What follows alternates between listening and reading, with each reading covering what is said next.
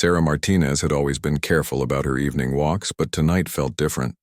The small town of Millbrook rarely saw any real trouble, and the railroad tracks that cut through the old industrial district had become her favorite route for clearing her head after long days at the hospital where she worked as a nurse. The autumn air was crisp, and fallen leaves crunched beneath her sneakers as she made her way along the familiar path. She had been walking these tracks for 3 years now, ever since moving to Millbrook to escape the chaos of city life.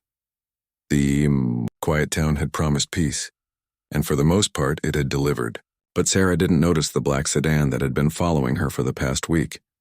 She didn't see the 3 men who had been watching her routine, learning her schedule, noting how she always took the same route at the same time every Tuesday evening. Marcus Webb and his 2 associates had been planning this for longer than Sarah could imagine. Webb wasn't from Millbrook. He was a man with expensive tastes and dangerous debts, someone who had made enemies in places where enemies meant death sentences. The pharmaceutical company where Sarah worked had recently completed trials on a revolutionary new drug, and Webb knew that Sarah, as head nurse on the research team, had access to information worth millions to the right buyers. As Sarah rounded the bend near the old water tower, she finally sensed something was wrong. The usual sounds of evening, birds settling in for the night, distant traffic from the main road, seemed muffled. The hair on the back of her neck stood up, and she quickened her pace. That's when she heard the footsteps behind her. Sarah turned to see 3 men emerging from the shadows between 2 abandoned rail cars. Their faces were covered with dark bandanas, and their intent was clear from their aggressive posture. She had 2 choices: run back the way she came, or continue forward toward the main road still half a mile away. She chose to run forward. But Webb had anticipated this. As Sarah sprinted along the tracks, her heart pounding with fear and adrenaline, she found her path blocked by a 4th man who seemed to materialize from nowhere. She was trapped. "Don't make this harder than it needs to be," Webb called out, his voice echoing strangely in the twilight air. "We just need to have a conversation with you, Miss Martinez." Sarah's mind raced. How did they know her name? What did they want with her? She thought about her phone, safely tucked in her jacket pocket, but realized that even if she could call for help, no one would reach her in time. The men closed in, and despite her struggles, they overpowered her quickly and efficiently. Webb's operation was professional. These weren't random criminals, but experienced operatives who knew exactly what they were doing. They bound her hands with zip ties and covered her mouth with tape. Then came the part that would haunt Sarah's dreams for years to come. They dragged her to a section of track where the rails ran perfectly straight for nearly 2 miles. "The 947 freight train comes through here every Tuesday night," Webb explained, checking his expensive watch. "Very punctual, very heavy, very fast." He looked down at Sarah with cold, calculating eyes. "You have information we need about the Phase 3 trial results for compound X47, the formula, the test data, the patient responses, everything." Sarah's blood turned to ice. The research she had been part of was classified revolutionary work on a drug that could change cancer treatment forever. But it was also worth billions to pharmaceutical companies willing to steal rather than develop their own research. "Here's how this works," Webb continued, crouching down beside her as his men secured her to the railroad tracks with heavy chains. "You tell us everything we want to know and we let you go. You stay silent and well." He gestured to the tracks stretching into the darkness. "The train solves our problem permanently." Sarah tried to speak through the tape, but only muffled sounds emerged. Webb nodded to one of his men, who carefully removed the tape from her mouth. "I don't know what you're talking about," Sarah gasped, though they both knew she was lying. Webb smiled coldly. "The train will be here in exactly 37 minutes. I suggest you reconsider your position." Literally. As the men retreated to a safe distance, Sarah found herself alone on the tracks, chained down with heavy industrial links that she had no hope of breaking.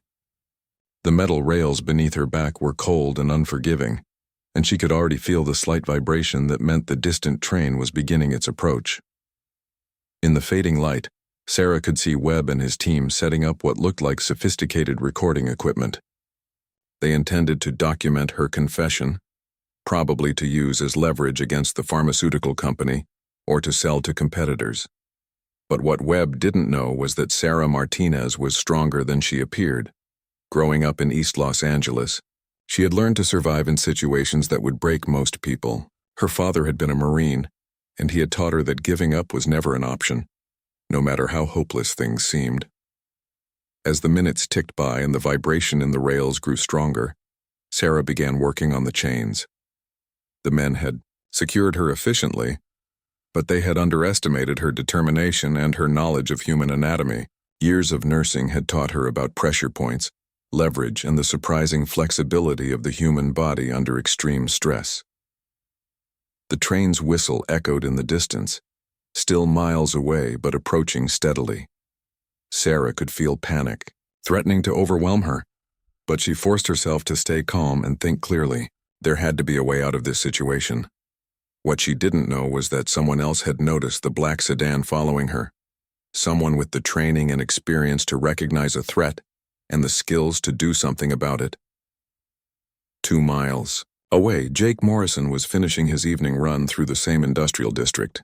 The former Navy SEAL had moved to Millbrook 6 months ago, seeking the same peace that had drawn Sarah to the small town. But unlike Sarah, Jake's past had taught him to always stay alert, to notice when things didn't feel right. And tonight, things definitely didn't feel right. Jake had spotted the sedan 3 days ago, noting how it seemed to appear whenever a certain woman took her evening walk along the tracks. His instincts, honed by years of military service in some of the world's most dangerous places, told him that trouble was coming. As the train whistle grew louder in the distance, both Sarah and Jake were about to discover just how far some people would go for money and how far others would go to stop them. Jake Morrison had been tracking the black sedan for 3 days now, and his instincts were screaming that something was about to go very wrong. The former Navy SEAL had completed over 40 missions in hostile territory, and he recognized the signs of a planned operation when he saw them. The sedan had been too careful, too professional in its surveillance.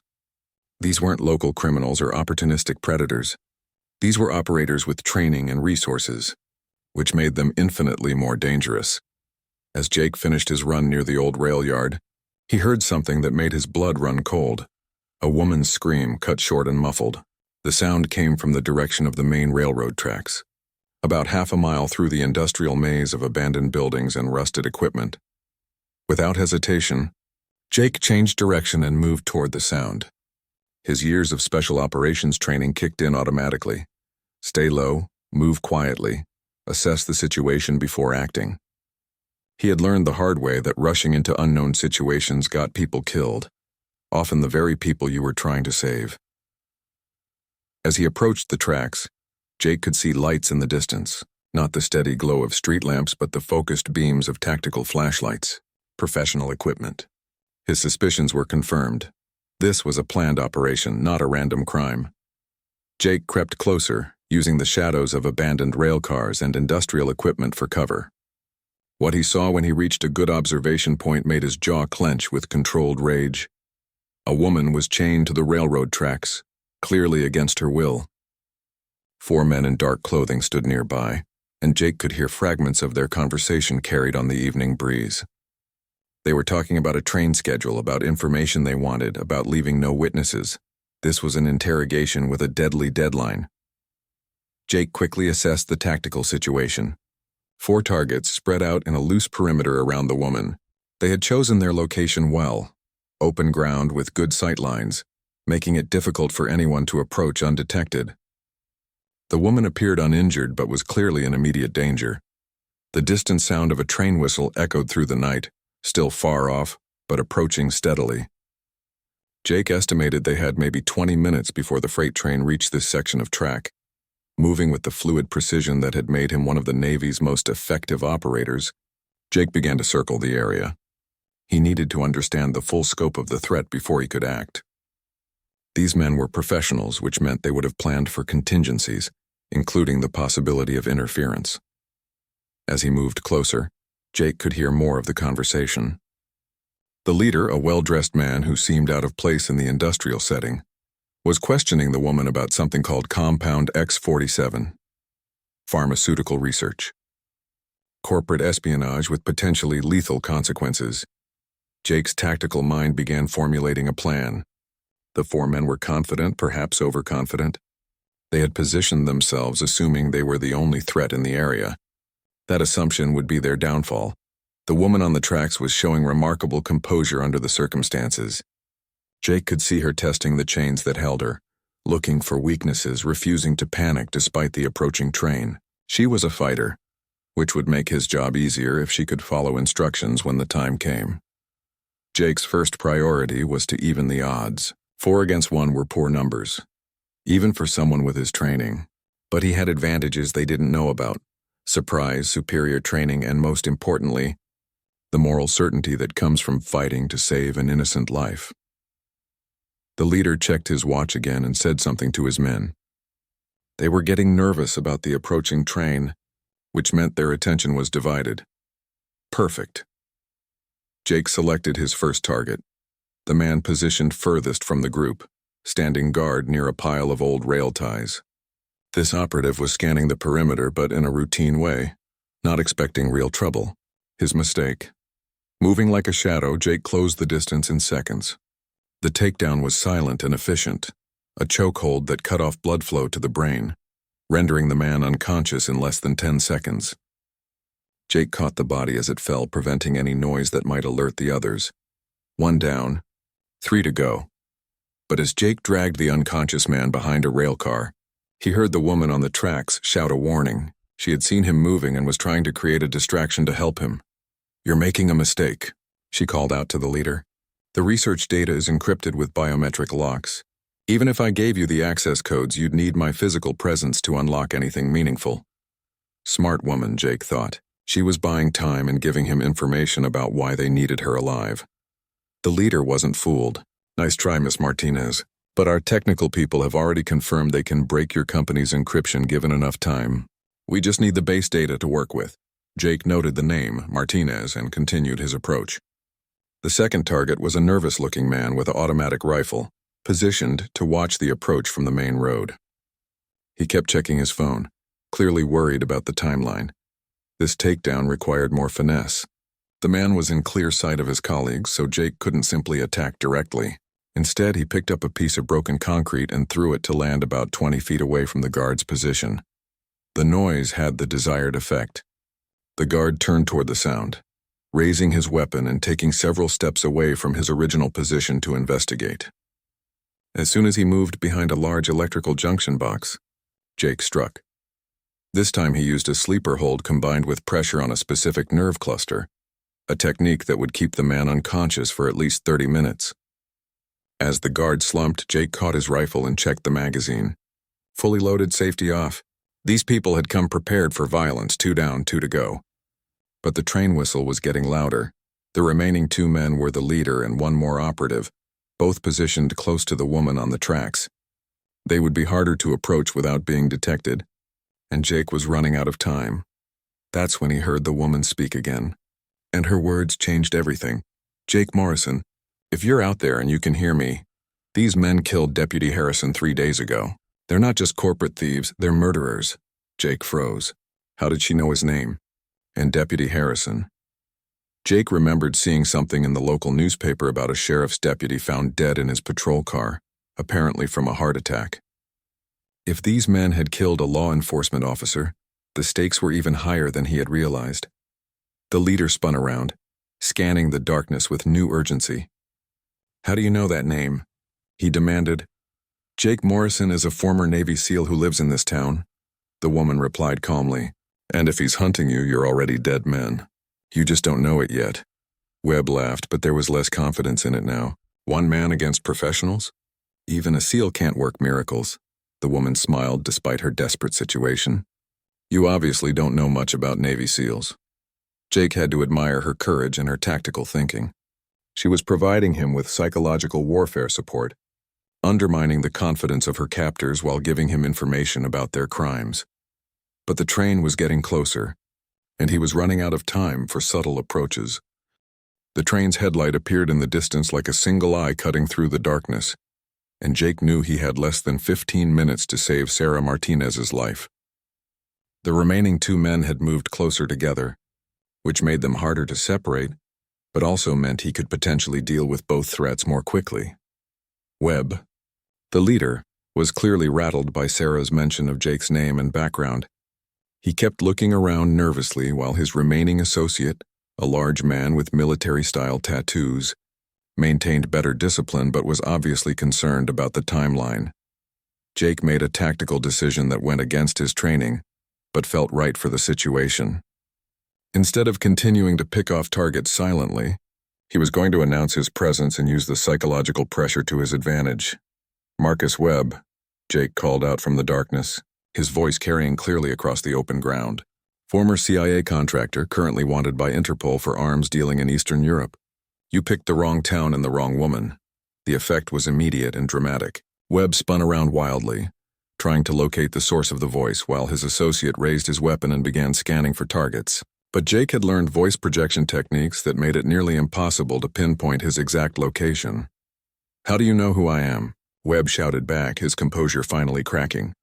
"I know a lot of things," Jake replied, moving to a new position as he spoke. "I know you killed Deputy Harrison because he was getting too close to your operation. I know you're working for Meridian Pharmaceuticals to steal research data worth $2 billion. And I know you have about 12 minutes before that train turns you from corporate criminals into cop killers and murderers." Sarah was watching this psychological warfare with fascination and hope. She had continued working on her restraints during the conversation, and while she couldn't break free entirely, she had managed to loosen the chains enough to give herself some limited movement. Webb's associate was clearly the more dangerous of the two remaining threats. Unlike his boss, he wasn't letting the mental pressure affect his operational focus. He was methodically searching for Jake's position and would eventually find it. "Thompson, forget the games," Webb snapped at his man. "Kill the interference and let's finish this." But Jake was already moving. He had identified Thompson as the primary threat and had been maneuvering for a clear shot with the rifle he had taken from the second guard. The problem was that Thompson was positioned where any gunfire might hit Sarah if she moved at the wrong moment. "Sarah," Jake called out.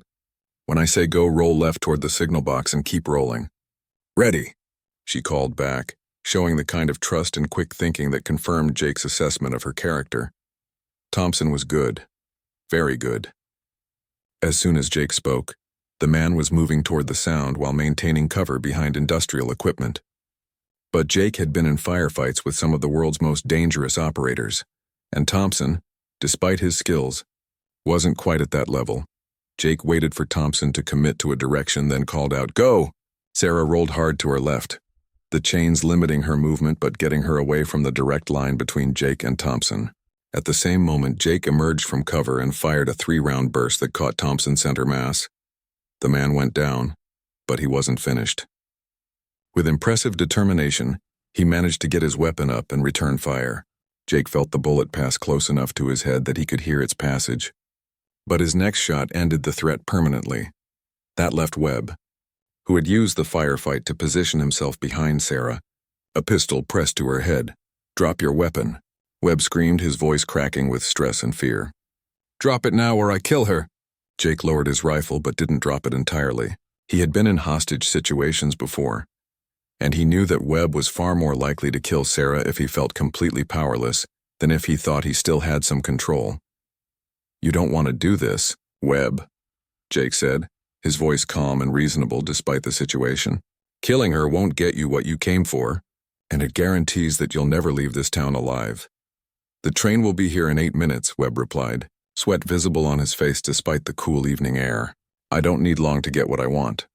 But what Webb didn't realize was that Sarah had been listening carefully to everything that had been said, and she understood the situation better than anyone. She knew that Webb needed her alive to access the research data, which meant his threat to kill her was largely a bluff. More importantly, she had been working on the chains throughout the entire confrontation. "Webb," she said quietly, "there's something you should know about Compound X-47.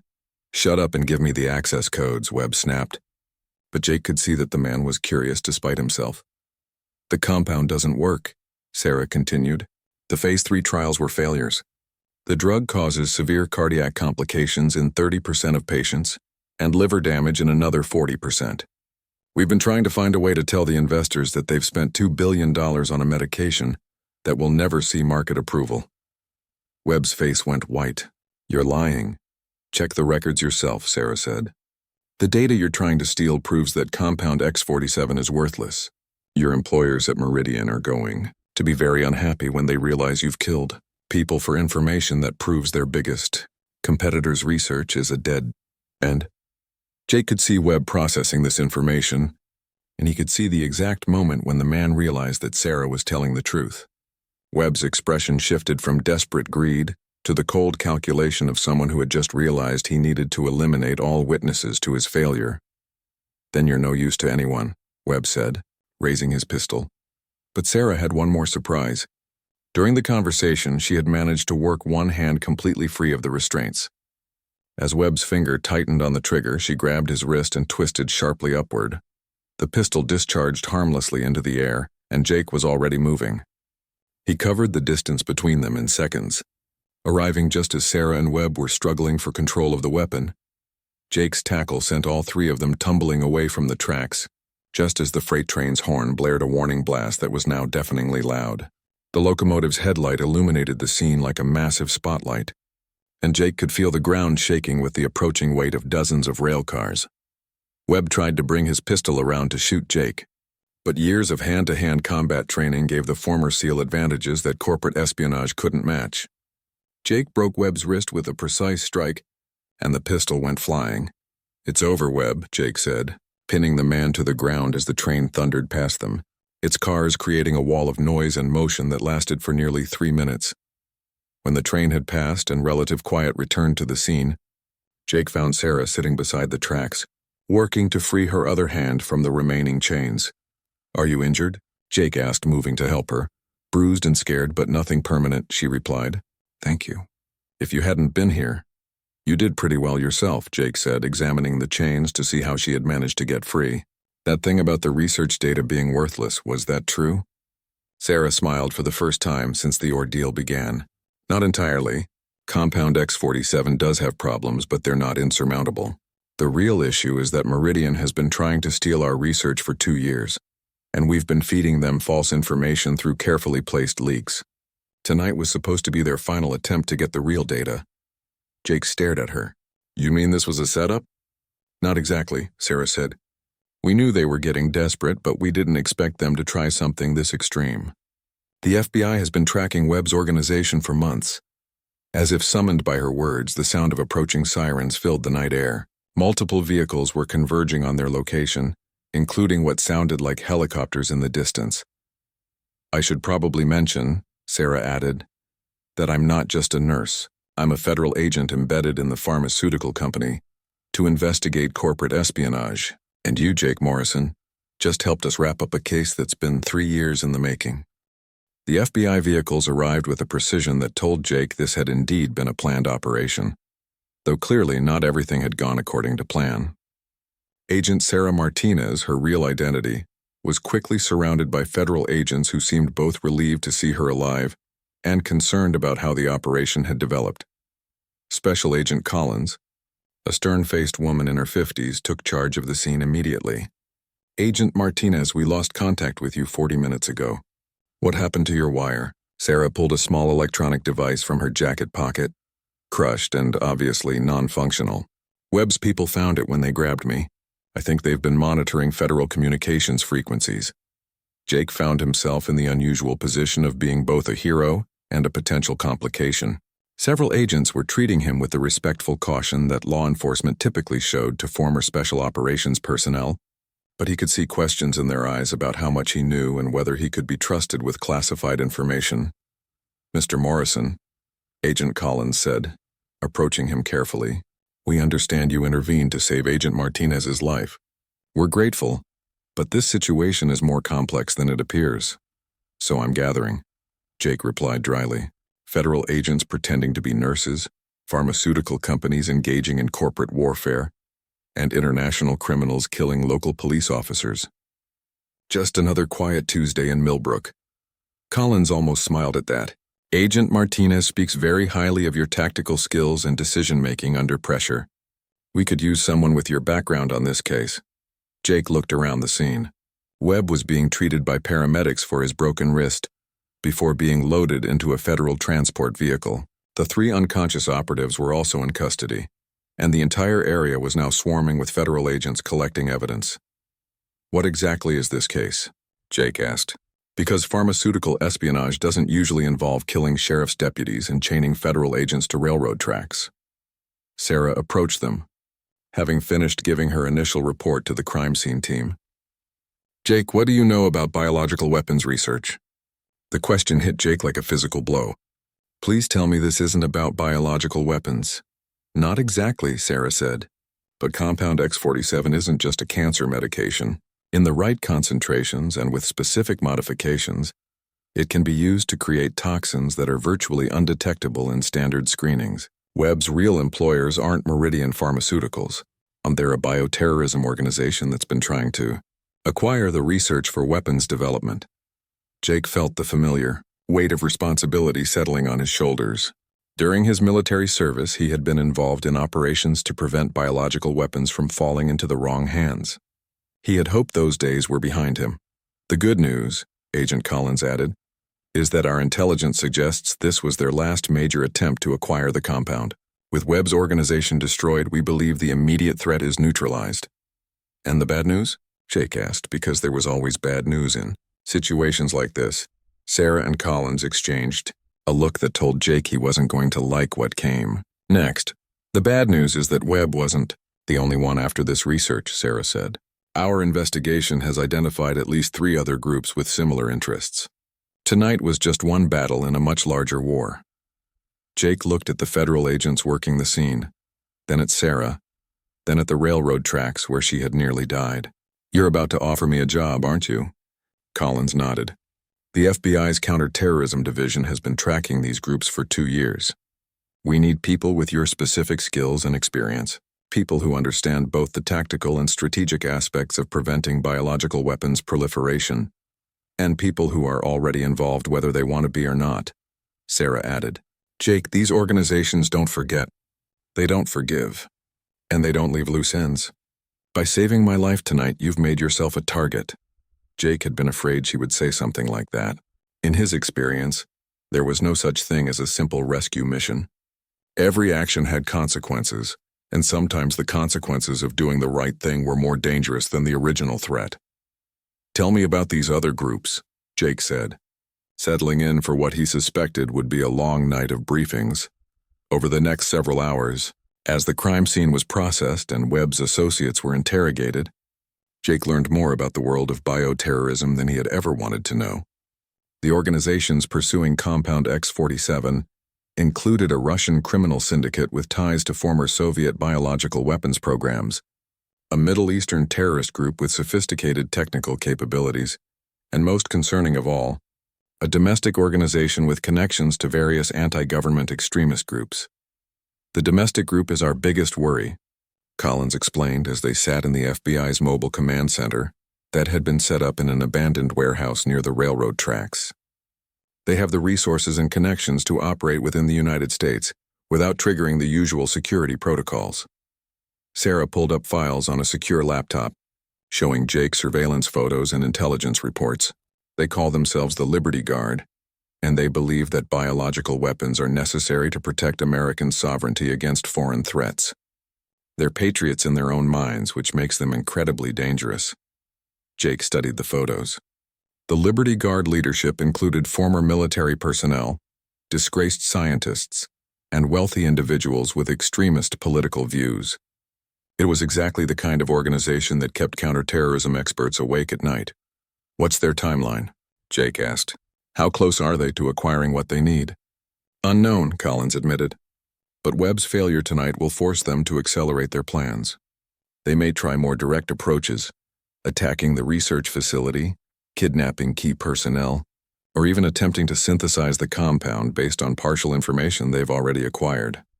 Jake felt the weight of responsibility settling more heavily on his shoulders. "And you want me to help stop them?" "We want you to lead the team that stops them," Sarah corrected. "Jake, you have combat experience against biological weapons threats, tactical expertise that none of our regular agents possess, and most importantly, You've already proven tonight that you can think on your feet and adapt to changing situations.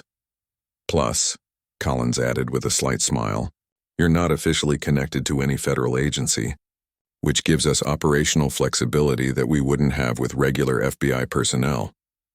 Jake looked out the window of the command center at the railroad tracks where the night's events had unfolded. A few hours ago, he had been a retired military operator looking for peace in a small town. Now he was being recruited for what sounded like one of the most important counterterrorism operations in recent history. There's something else, Sarah said quietly. The Liberty Guard isn't just after Compound X-47. They're trying to build a complete biological weapons program. If they succeed, they could have the capability to launch attacks that would make 9/11 look like a minor incident. Jake had seen the devastation that biological weapons could cause. During his military service, he had been part of a team that responded to a biological weapons attack in Syria, and the images from that mission still haunted his dreams sometimes. When do we start? Jake asked, knowing he couldn't walk away from this responsibility no matter how much he wanted to return to his quiet life in Millbrook. Collins smiled, but it was a grim expression. We started tonight. The Liberty Guard already knows that their operation failed and that Webb is in custody. They'll be moving to their backup plans within hours. Sarah closed the laptop and looked directly at Jake.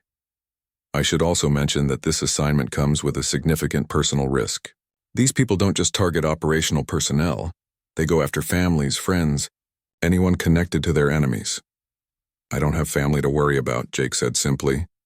You do now, Sarah replied. This team becomes your family and we protect each other no matter what. That's how we survive in this business. As dawn began to break over Millbrook, Jake realized that his quiet retirement was officially over. 3 days after the railroad incident, Jake found himself in a secure FBI facility 2 hours outside of Washington, D.C., surrounded by some of the most advanced counterterrorism technology he had ever seen. The transition from small-town retirement to federal operations had been jarring, but his military training helped him adapt quickly to the new environment. The team that Collins had assembled was impressive. Besides Sarah, who turned out to have extensive experience in undercover biochemical investigations, there was Dr. Marcus Chen, a former Army biochemical weapons specialist who now worked as a consultant for various federal agencies.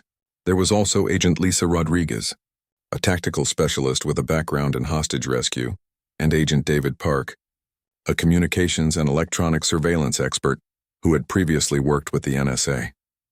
The Liberty Guard has been more active than we initially realized, Collins explained during their first full team briefing. Since Webb's capture, they've accelerated their timeline significantly. Our surveillance indicates they're planning something big within the next 2 weeks. Jake studied the intelligence reports spread across the conference table. The Liberty Guard had cells in 12 states, with their leadership concentrated in a compound in rural Montana. What made them particularly dangerous was their combination of military expertise, scientific knowledge, and financial resources. What's their ultimate goal? Jake asked. Are they planning attacks on specific targets, or are they trying to build a general biological weapons capability? Dr. Chen answered, his expression grim. Based on the intelligence we've gathered, they're planning what they call cleansing operations against major population centers. They believe that America has been contaminated by foreign influences, and that biological weapons are necessary to preserve what they consider true American values. In other words, they're genocidal maniacs with advanced weapons, Sarah said bluntly. Essentially, yes, Collins agreed. But they're well-organized genocidal maniacs with significant resources and connections throughout the country. Jake had encountered similar extremist ideologies during his military service, and he knew how dangerous true believers could be when they combined fanaticism with sophisticated planning and resources. What's our operational approach? Jake asked. Are we looking at surveillance and interdiction, or are we going after their leadership directly? Both, Collins replied. But the challenge is that they've learned from Webb's failure. They've significantly improved their operational security, and they're no longer communicating through channels we can easily monitor. Agent Park pulled up a digital map showing the locations of known Liberty Guard cells. They've gone to a cell-based structure with minimal communication between groups. Each cell has specific responsibilities. Some focus on recruitment, others on financing, others on technical research. The leadership coordinates everything, but they're extremely careful about leaving digital footprints. Which means we need human intelligence, Jake concluded. Someone needs to get close to their operations. Exactly, Sarah said. And that's where you come in. Your military background and your recent involvement in stopping Webb's operation make you an attractive potential recruit for their organization. Jake stared at her. You want me to infiltrate a domestic terrorist organization? We want you to get close enough to identify their key personnel, understand their operational capabilities, and determine their timeline for whatever they're planning, Collins corrected. Full infiltration would take months that we don't have. But you could potentially make contact and gather critical intelligence. The plan was ambitious and dangerous.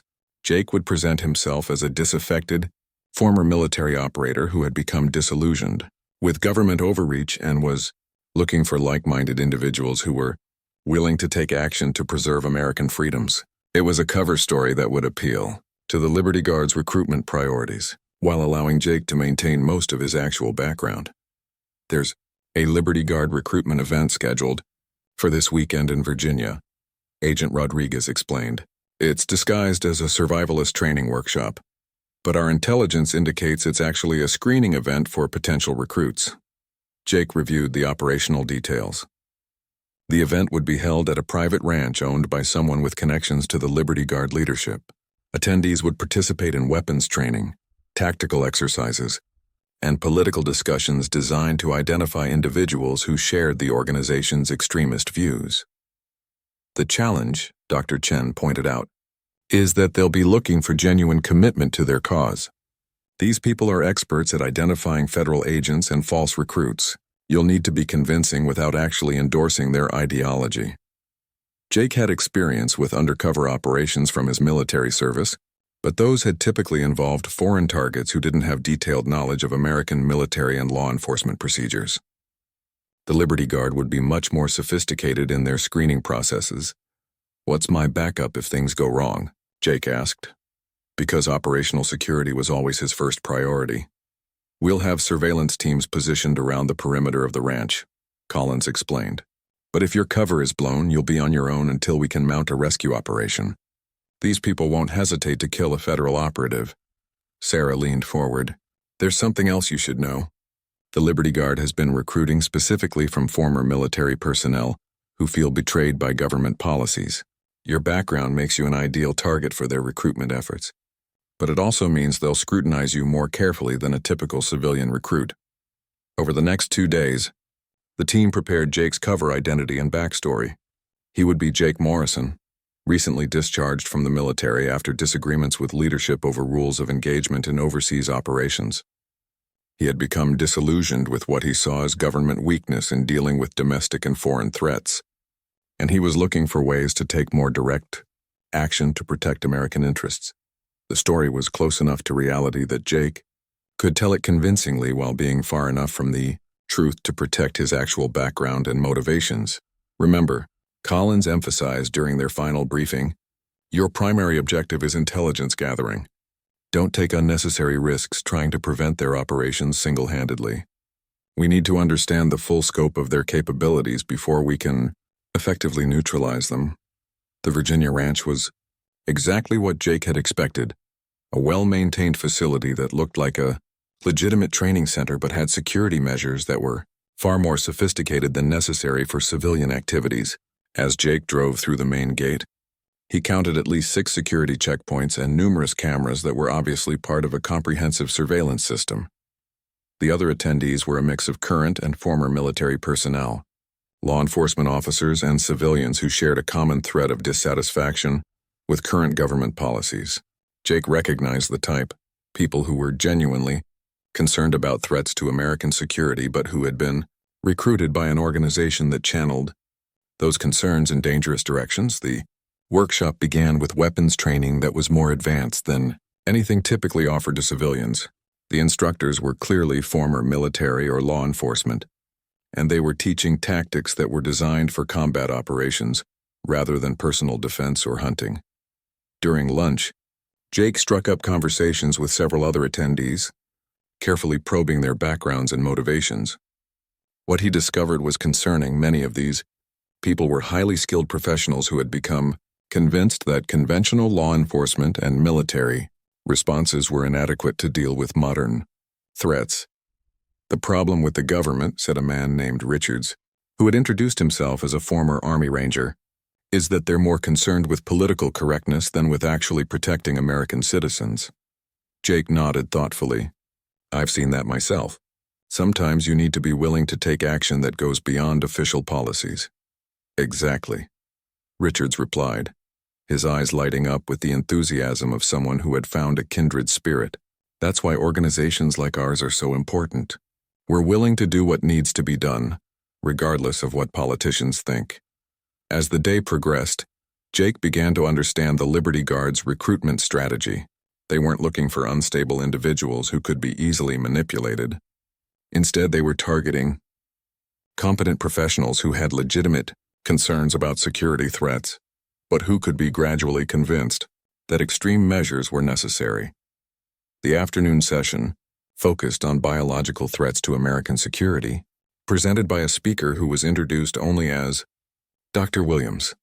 Jake recognized the presentation as a sophisticated propaganda effort designed to convince attendees that biological weapons attacks against American population centers were not only possible but inevitable.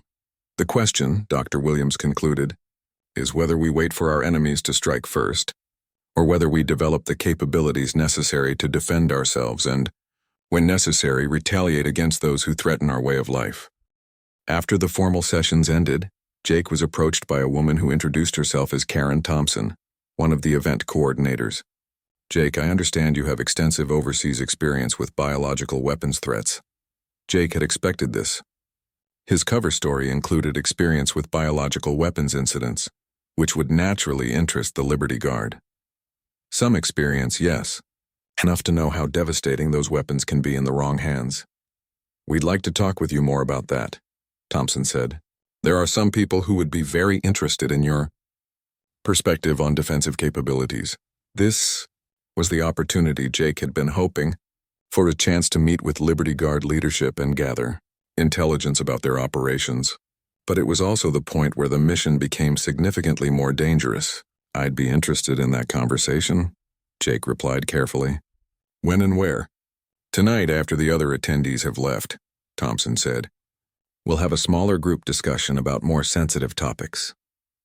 As the official workshop concluded and most attendees departed, Jake found himself part of a group of about 15 people who had been selected for the evening session.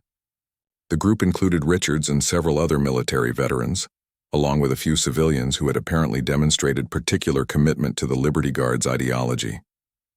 The evening session was held in a different building on the ranch, one that Jake noticed had even more sophisticated security measures.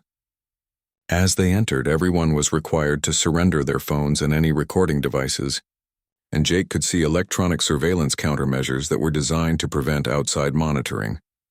Dr. Williams returned for the evening session, but this time he was introduced by his full name, Dr. Raymond Williams, former head of biological weapons research for a major pharmaceutical company and current chief scientist for the Liberty Guard. Gentlemen, Dr. Williams began, what I'm about to share with you is classified information that could save millions of American lives. But it's also information that our own government has chosen to suppress because it conflicts with their political agenda. Dr. Williams began projecting images on a large screen that showed what appeared to be biological weapons research facilities in various countries. Jake recognized some of the locations from his military intelligence briefings, but others were new to him. Foreign adversaries have been developing biological weapons specifically designed to target genetic markers common in American populations, Dr. Williams explained. While our government focuses on conventional military threats, our enemies are preparing to launch attacks that could kill millions of Americans without firing a single bullet. Jake listened carefully, separating the legitimate security concerns from the extremist propaganda. There was enough truth in Williams's presentation to make his conclusions seem reasonable to someone who didn't have access to classified intelligence about actual biological weapons threats. The good news, Williams continued, is that we have developed countermeasures. Compound X-47, which you may have heard about in recent news reports, can be modified to create both defensive vaccines, and offensive capabilities that would deter any enemy from attempting biological attacks against American targets. This was the intelligence that Jake had come to gather. The Liberty Guard wasn't just trying to steal existing biological weapons research. They were actively developing their own weapons program under the guise of defensive preparations. Richards raised his hand. Dr. Williams, what kind of timeline are we looking at for developing these countermeasures? We're closer than you might think, Williams replied with a smile that made Jake's blood run cold. In fact, we're prepared to begin field testing within the next 10 days. Field testing? Jake forced himself to remain calm while processing the implications of that statement. If the Liberty Guard was ready to begin field testing biological weapons, they were much further along in their development program than the FBI had realized. Karen Thompson stepped forward to address the group. What Dr. Williams is telling you represents the most important defensive initiative in American history. But it also requires absolute secrecy and complete commitment from everyone involved. She looked directly at Jake. Mr. Morrison, your experience with biological weapons incidents makes you particularly valuable to our program. We'd like to offer you a position as a field operations consultant. This was exactly what Jake had hoped for, an opportunity to get inside the Liberty Guard's operations and gather detailed intelligence. But it was also an extremely dangerous position that would require him to maintain his cover while potentially witnessing preparations for terrorist attacks. What would that involve? Jake asked carefully. You would be part of a small team responsible for evaluating potential field testing sites and operational security for our defensive initiatives, Thompson explained. It's challenging work, but it's also the most important work being done in America today. Jake nodded thoughtfully, as if considering the offer. I'm interested. When would I start? Immediately, Williams said. We have sites to evaluate in 3 different states, and we need someone with your background to assess the tactical and security challenges. Over the next 2 hours, Jake was given more details about the Liberty Guard's biological weapons program than he had dared hope to obtain. They had acquired modified versions of Compound X-47 through sources other than Webb's failed operation. They had developed production facilities in remote locations across the country. And most alarmingly, they had identified specific targets for what they called demonstration operations. The targets were carefully chosen for maximum psychological impact, urban areas with high population, density, and symbolic significance. The Liberty Guard leadership believed that demonstrating their biological weapons capabilities would force the government to adopt more aggressive policies against foreign threats while also eliminating what they considered undesirable elements of the American population. As the evening session concluded, Jake was given contact information for his new assignment and told to report to a location in Colorado within 48 hours. He was also given a secure communication device and warned that any attempt to contact outside authorities would result in immediate and severe consequences. Jake left the ranch with more intelligence than the FBI team had hoped to gather, but he also faced a critical decision. The Liberty Guard was moving much faster than anyone had anticipated, and their field testing timeline meant that attacks could begin within days rather than weeks. As he drove away from the ranch, Jake activated a hidden emergency beacon that would alert the FBI team to extract him at a predetermined location. But he also knew that simply reporting what he had learned might not be enough to prevent the Liberty Guard from carrying out their plans. The extraction point was a rest stop on Interstate 95, 20 miles from the ranch. Jake arrived to find Sarah and Agent Rodriguez waiting in a surveillance van equipped with secure communication equipment. How did it go? Sarah asked as soon as Jake was inside the van. Worse than we thought, Jake replied grimly. They're not planning future attacks. They're ready to begin operations now. They have production facilities, modified compounds, and specific targets identified. Rodriguez was already transmitting Jake's report to FBI headquarters, while Sarah listened to the details of what he had learned. The field testing they mentioned? Sarah said, Do you think that means they're planning small-scale attacks as preparation for larger operations? That's my assessment, Jake confirmed.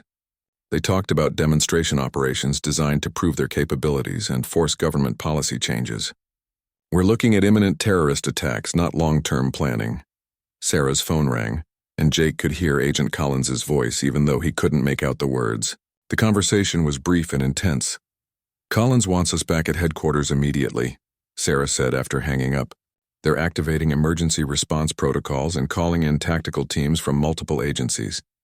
As they drove toward Washington, Jake reviewed the intelligence he had gathered and considered the operational challenges ahead. The Liberty Guard had been planning their program for years, and they had learned from the mistakes of other domestic terrorist organizations. They were disciplined, well-funded, and sophisticated in their operational security. "There's something else," Jake said as they reached the FBI facility. "They offered me a position as a field operations consultant. I'm supposed to report to Colorado in 2 days to help evaluate testing sites." Collins was waiting for them in the briefing room, along with several federal officials that Jake didn't recognize. The atmosphere was tense and focused, with the urgency that comes when intelligence indicates imminent threats to public safety.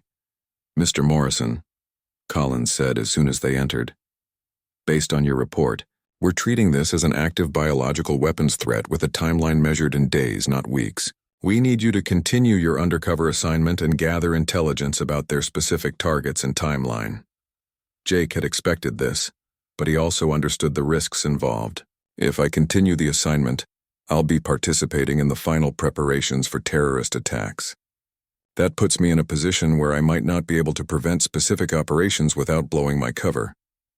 "We understand the risks," said one of the officials Jake didn't recognize, a stern-faced man who introduced himself as Deputy Director Harrison from the Department of Homeland Security. "But right now you're our only source of real-time intelligence about their operations." Sarah looked concerned. "Jake, if you continue this assignment, you'll be completely on your own. We can't provide backup or extraction if your cover is blown." "And if I don't continue the assignment," Jake replied, "we'll be trying to stop biological weapons attacks without knowing when, where, or how they'll be carried out." Collins spread out maps and intelligence reports on the conference table. "The sites they mentioned in Colorado. Do you have any specifics about locations or timing?" Jake reviewed his notes from the evening session. They mentioned 3 potential testing sites in remote areas of Colorado, but they didn't give specific locations. The field operations consultant position would involve evaluating these sites for operational security and tactical considerations, which means you'd be present during the final preparation phases, Harrison said. "You'd have real-time intelligence about their attack preparations." Jake studied the faces around the table. These were experienced counterterrorism professionals who understood the stakes involved, and they were asking him to take on an assignment that was extremely dangerous even by special operations standards. "There's one more thing," Jake said. Dr. Williams mentioned that they have production facilities in multiple states. The Colorado operation might just be one part of a coordinated attack plan. The room fell silent as everyone processed the implications of that statement. If the Liberty Guard was planning coordinated biological weapons attacks across multiple states, the threat was even more serious than they had initially realized. "How soon can you be in Colorado?" Collins asked. Jake arrived in Colorado 36 hours later, driving a rental car equipped with sophisticated but hidden surveillance equipment that would allow the FBI to monitor his activities and maintain communication despite the Liberty Guard security measures. The device was disguised as a standard GPS unit, but it contained encrypted communication, capabilities, and location tracking that would help federal agencies coordinate their response. The meeting location was a remote facility outside Denver that appeared to be a legitimate research laboratory but was actually one of the Liberty Guard's primary biological weapons development sites. As Jake approached the facility, he could see security measures that were far more extensive than necessary for civilian research. Armed guards, vehicle barriers, and electronic surveillance systems that indicated serious operational security concerns. Dr. Williams met Jake at the facility entrance, accompanied by 2 men who were introduced as field operations specialists, but who Jake immediately recognized as former military personnel with special operations backgrounds. The Liberty Guard had recruited some serious talent for their program. "Mr. Morrison," Dr. Williams said, "I'm glad you decided to join our program. The work we're doing here will determine whether America survives the biological weapons threats we're facing." Jake was given a tour of the facility that revealed the true Scope of the Liberty Guard's capabilities. They had sophisticated laboratory equipment, production capabilities for biological agents, and research data that had clearly been acquired through industrial espionage operations beyond Webb's failed attempt. We've identified 3 potential demonstration sites, explained one of the field specialists, a man named Colonel Patterson who had introduced himself as the operations coordinator.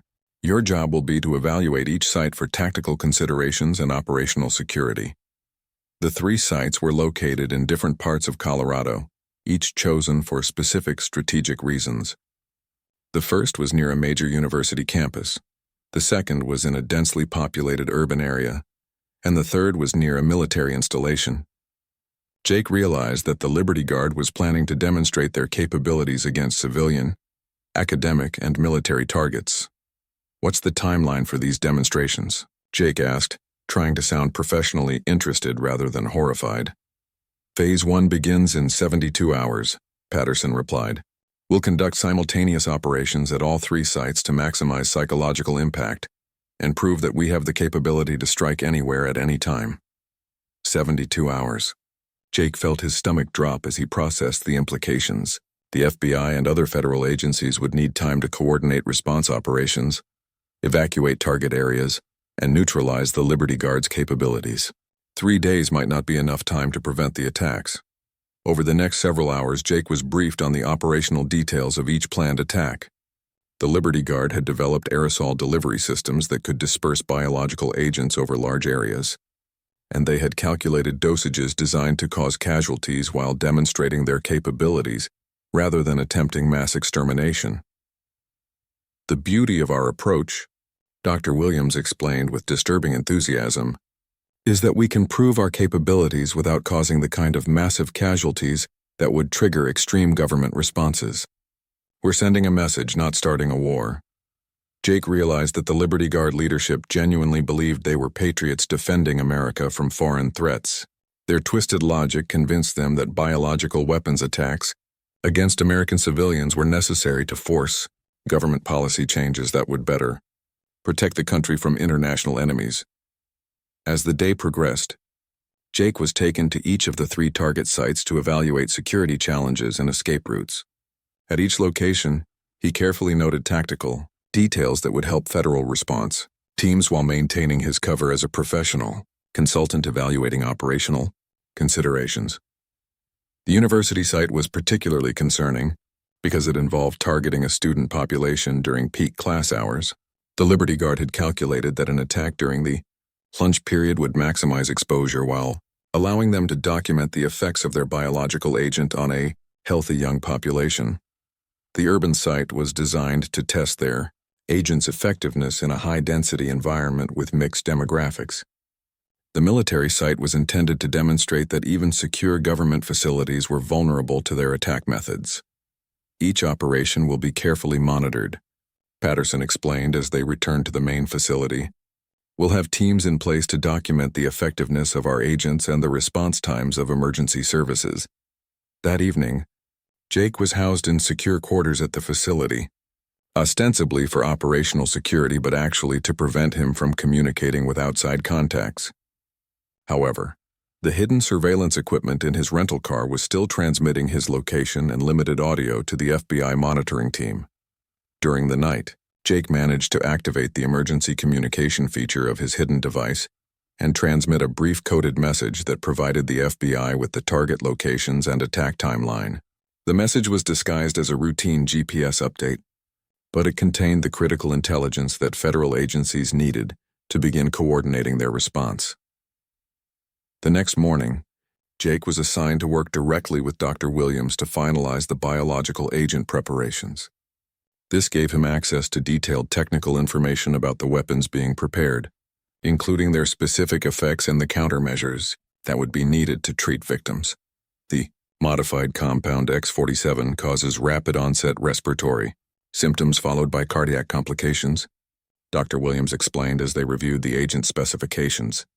It's designed to incapacitate rather than kill, though there will certainly be some fatalities among vulnerable populations. Jake forced himself to remain professionally detached while listening to Williams describe the effects of biological weapons on innocent civilians. The information was critical for preparing medical countermeasures, but it was horrifying to hear discussed in such clinical terms. As the second day progressed, Jake began to notice increased activity at the facility. Additional personnel were arriving, specialized equipment was being prepared, and there was a sense of anticipation that indicated the final phase of operations was beginning. That afternoon, Jake received his specific assignment for the upcoming operations.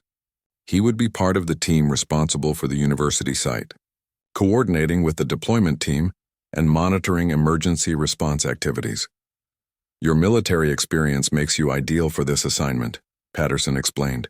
We need someone who can adapt to changing tactical situations and make real-time decisions about operational security. Jake realized that his assignment would put him in a position where he might be able to prevent or minimize the attack on the university site, but only at the cost of exposing his identity and losing any ability to interfere with the other two operations. That evening, as the Liberty Guard teams made their final preparations, Jake made his own preparations for what he expected would be the most challenging mission of his career. He had to find a way to prevent 3 biological weapons attacks while maintaining his cover long enough to gather intelligence about the Liberty Guard's broader capabilities and future plans. The next morning, as Jake prepared to depart for the university site, he received an encrypted message through his hidden communication device. The message was brief but encouraging. Cavalry is ready. Execute on your signal. The FBI and other federal agencies had positioned response teams near all 3 target sites, ready to move as soon as Jake could provide them with tactical intelligence about the specific attack methods and timing. As Jake drove toward the university with the Liberty Guard deployment team, he reviewed his options and prepared for a confrontation that would determine whether the most sophisticated domestic biological weapons attack in American history would succeed or fail. The van containing the biological weapons was just ahead of him, and in a few hours, Jake would have to make decisions that would affect the lives of thousands of innocent people. Everything he had learned as a Navy SEAL, everything he had experienced in years of dangerous operations around the world, had led to this moment. The small town of Millbrook, where this had all begun with a woman chained to railroad tracks, seemed like a lifetime ago. But Sarah Martinez had been right about one thing. When Navy SEALs were hunting you, you were already dead. You just didn't know it yet. As the university campus came into view, Jake activated his emergency beacon and prepared to end the Liberty Guard's biological weapons program permanently.